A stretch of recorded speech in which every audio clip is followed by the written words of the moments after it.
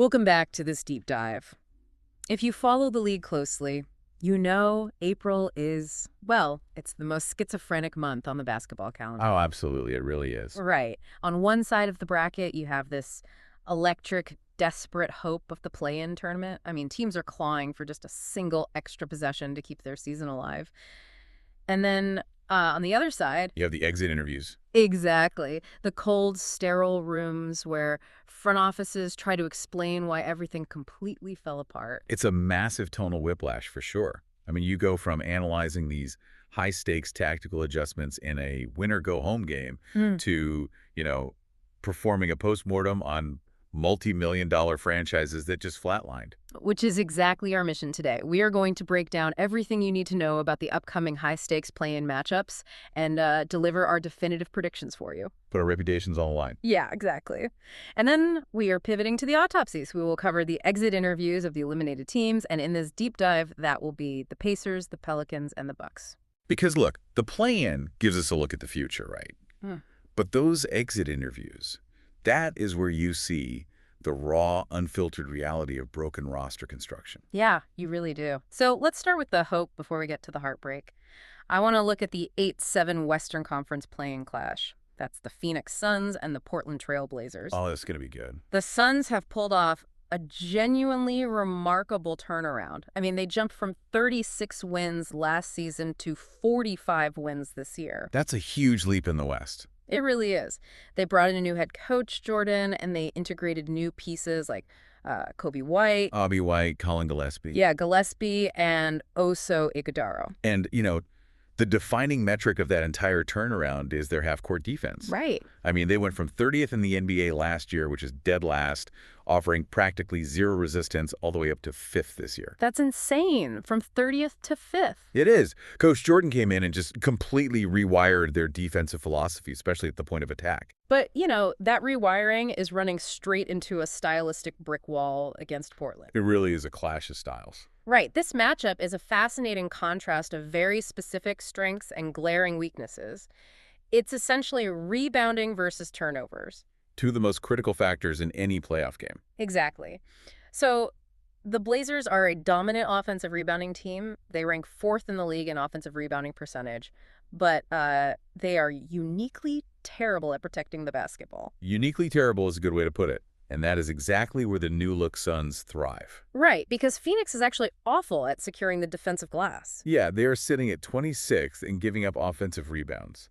But their defensive pressure under Coach Jordan, I mean, they skyrocketed from 28th to 3rd overall in forced turnovers. So it's a classic boxing match between a fighter with a glass jaw and a fighter with weak knees. I love that analogy. So who exposes the other's critical flaw first? I mean, if the Blazers dominate the glass and get 2nd and 3rd chances, but the Suns are forcing endless turnovers on the perimeter, which of those metrics is the ultimate trump card in a playoff intensity game? Well, the mechanics of basketball sort of dictate that turnovers are the absolute trump card over offensive rebounds.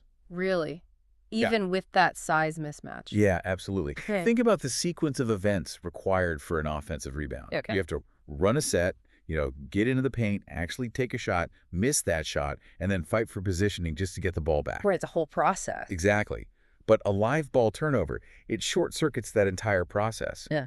If, say, it could be Cody White and Colin Gillespie are just ripping the ball away at the perimeter and getting out in transition, the Blazers' size advantage is completely neutralized. Because you simply cannot rebound a steal. Exactly. You can't rebound a steal. That makes a lot of sense. And that shifts us perfectly over to the Eastern Conference, where the dynamic is entirely different. Very different. We have the 9-10 matchup, featuring the Charlotte Hornets hosting the Miami Heat. And the Hornets are sitting at 44 wins, which is an astonishing 25 more victories than they managed last season. I mean, a 25-win leap is historic. It's unheard of. You almost never see a franchise make that kind of jump organically without, signing a generational free agent in the offseason. But they have been on an absolute tear. Since January 22nd, the Hornets hold the 3rd best record in the entire NBA. That's wild. Their offense rocketed from 29th to 5th. and their defense climbed from 24th to an incredibly respectable 11th. Which is huge for a young team. Yeah, and the way they're doing it is mesmerizing. They are second in the league in three-point attempts, driven by this modern Splash Brothers dynamic between LaMelo Ball and Con Weppel. No, it is the ultimate test of modern offensive geometry. Geometry. How so? Well, Charlotte has realized that if you have high-level shooters like LaMelo and Weppel taking volume threes, it stretches the opposing defense so incredibly thin that traditional defensive rotations just break down. Right, there's too much ground to cover. Exactly. They are essentially betting that their math, 3 points at a high volume, will consistently beat your physical two-point half-court execution. But they are running into the Miami Heat. The zombie heat. The zombie heat. And they are lurking in that 10th seed, which is the exact same spot they launched their miraculous run to the finals from last year. Plus, they've added Norm Powell to bolster their rotation. Right, which gives them more scoring punch. So I have to ask you, considering the Heat possess this ultimate battle-tested pedigree of surviving the play-in, are we putting way too much faith in the Hornets' regular season analytics holding up under the pressure of the postseason? It's a totally valid concern because Bleh. playoff basketball usually devolves into a half-court rock fight, right? Right. And Miami loves a rock fight. Right. But the mechanics of the Heat's defense have been highly inconsistent this year. They rely on mucking up the game and forcing you into isolation basketball. Which Charlotte doesn't really do. Exactly. The problem with playing Charlotte is that the Hornets shoot with such volume and such distance that they bypass that physical grind entirely. Miami wants to wrestle in the mud, but Charlotte is just dropping artillery from 30 feet away. So let's put our cards on the table for the listeners. Looking at the data and these specific matchups, who is advancing? I'm calling it right now. The Suns will beat the Blazers and the Hornets will beat the Heat. I am with you on both fronts. Really? Both. Oh, yeah.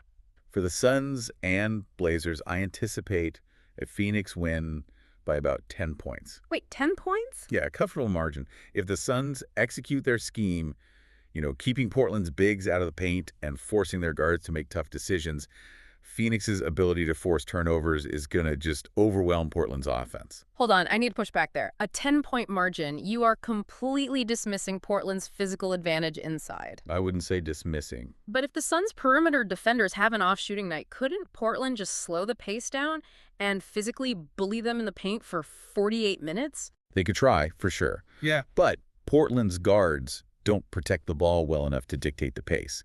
That's the issue. Okay, I see. If you try to slow the game down and force entry passes into the post against a team that ranks third in steals, you aren't going to get post-ups. You are going to give up fast break layups. So the math favors Phoenix's disruption over Portland's size. Exactly. All right, what about the East? You're really riding with Charlotte over the zombie Heat. Absolutely. The Hornets are simply too hot right now. A top-tier offense paired with a solid 11th-ranked defense gives them a distinct structural edge over a Miami team that has really struggled defensively this year. So Miami's usual tricks won't work. The Heat's margin for error is gone, Charlotte is going to bomb threes, and Miami simply does not have the offensive firepower to keep pace in a shootout. Wow. Okay, so if the play-in is about the desperate fight to keep your season alive, the exit interview is the harsh autopsy of why it died. That's a grim way to put it, but it's true. Well, now that we've set the stage for the teams fighting for survival, we are going to cover the exit interviews of the eliminated teams. In this deep dive, that will be the Pacers, the Pelicans, and the Bucks. It's the autopsies. Yeah. And we have to start with Indiana because Tyrese Haliburton's exit interview revealed one of the most bizarre medical disruptions I've ever heard of in sports. It is a psychological nightmare scenario for a professional athlete in rehab. So Haliburton has been recovering from an Achilles tear, and we already know the Achilles is arguably the most grueling structural rehab in basketball. Without a doubt. But his timeline wasn't just delayed by the tendon, it was entirely derailed by a brutal bout of shingles. A viral nerve infection right in the middle of a major structural recovery. The details he shared were staggering. His face swelled up completely. He lost most of one of his eyebrows. Wow. He had to receive Botox injections just to manage the facial issues, and the required medication caused significant weight gain. Which is terrible for an Achilles rehab. Right. He even had to wear glasses, and not because his vision went bad, but as a literal physical barrier to physically stop his own hands from touching his swollen, irritated face. To understand the impact of this, you really have to look at the psychology of sports rehab. Break that down for us. Elite athletes operate on a foundation of bodily control. Rehab is basically a contract. If I do these exercises, my tissue heals on this specific schedule. You put the work in, you get the result. Exactly. Yeah. But shingles completely violates that contract. It attacks the nervous system unpredictably. It causes intense pain and fatigue. So he couldn't even work out his upper body. Right. He couldn't maintain his baseline upper body or core conditioning while waiting for his Achilles to heal.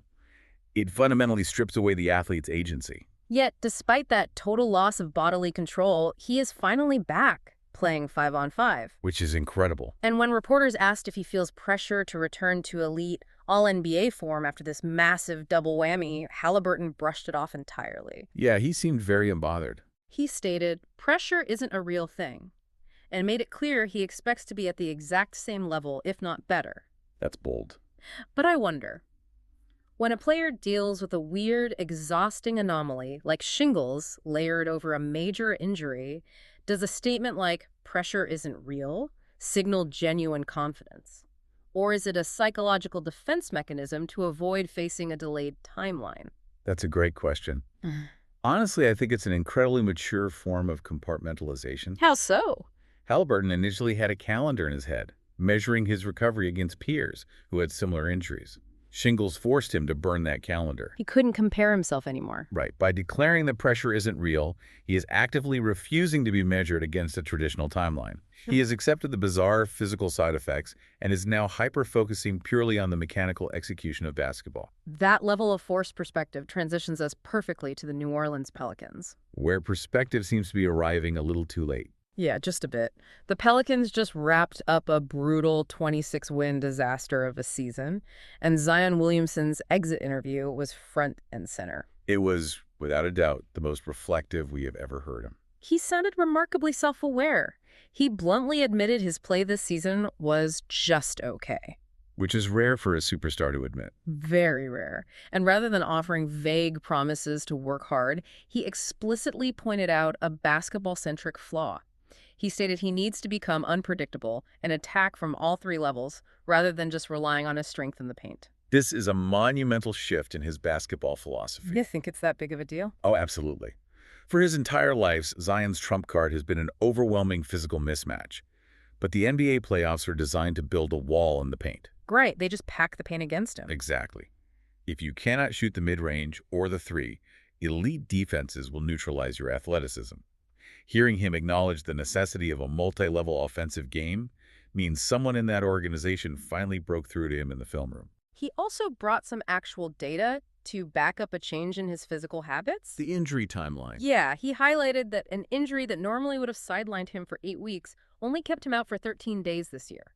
That's a massive difference. He credited this to completely changing his body management process and stated his goal is to play 75 to 82 games next season. That would be huge for New Orleans. And he also made a very deliberate point to say he trusts the vision of executive Joe Dumars, respecting Dumars' history as a Hall of Famer and a champion. Yeah, that drop from 8 weeks to 13 days is the most important metric he provided.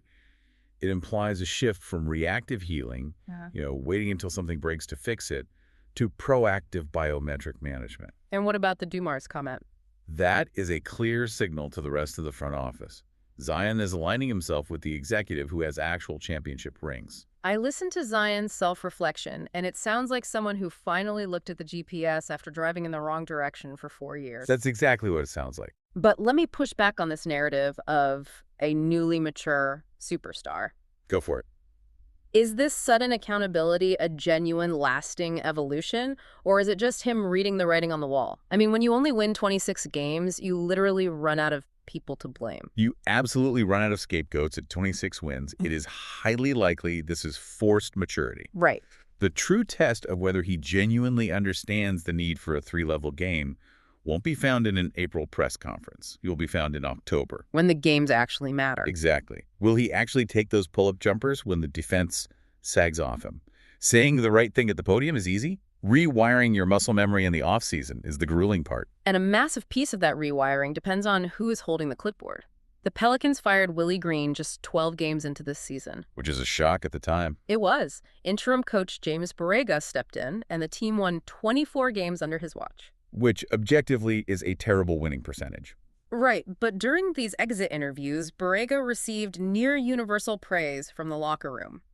The players repeatedly said he breathed life into the franchise and kept them fighting despite glaring roster flaws. Players love an interim coach. They do. And now the front office is casting a wide net for a permanent head coach. They are evaluating Borrego, Darvin Ham, and Kevin Ollie. Interesting group. But I have to question this player praise. Players almost always love the good cop interim coach who replaces the strict guy who just got fired. Does universal locker room praise actually mean Borrego is the strategic mastermind required to fix Zion's half-court offense? Or is this just the players pushing for a comfort hire? You are hitting on the exact trap front offices fall into.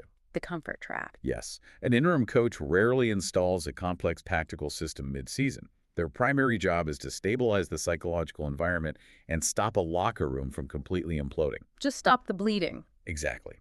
When players say Borrego breathed life into them, they are thanking him for making a miserable season slightly less miserable. But that doesn't mean he's the guy for the future. No, because fixing this team requires a coach who will challenge Zion, force him out of his comfort zone, and hold him accountable when he lapses into old habits. Which causes friction. Exactly. The Pelicans have to determine if Borrego's friendly relationship with the roster can survive the necessary friction of demanding excellence. Which brings us to a franchise where the friction has completely burned the house down the Milwaukee Bucks. Oh man, what a mess. This season's conclusion was absolute chaos, and Giannis Antetokounmpo's exit interview was shockingly grim. It felt like a eulogy for a championship window. It really did. The Bucks just officially parted ways with Doc Rivers. That means Milwaukee is now embarking on a search for their fourth head coach in the last 3 years. 4 coaches in 3 years is a disaster. And Giannis was brutally honest. He flatly stated they were very bad this year, winning only 32 games. And he declared the franchise is the furthest away from contention they have been in years. He is watching his prime years overlap with complete organizational instability. Yeah, and when reporters naturally pressed him about signing a contract extension, he completely deflected. He said, "Money means nothing to me. What means something to me now is winning." Which is code for, I might leave. Right. But the jaw-dropper was when he claimed his future in Milwaukee isn't actually his decision.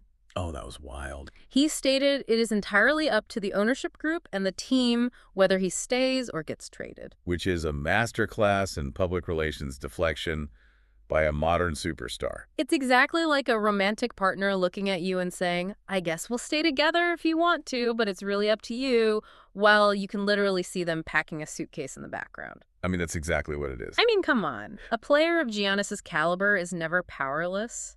Is this a calculated passive-aggressive strategy to force ownership's hand to make massive moves? It is entirely calculated, and it is brilliant. You think so? Oh, absolutely. Giannis possesses ultimate leverage. By publicly stating, "It is not my decision," he is masterfully shifting 100% of the public and media pressure squarely onto the shoulders of the Bucks ownership. Oh, I see. He's washing his hands of it. Right. He is establishing the narrative early.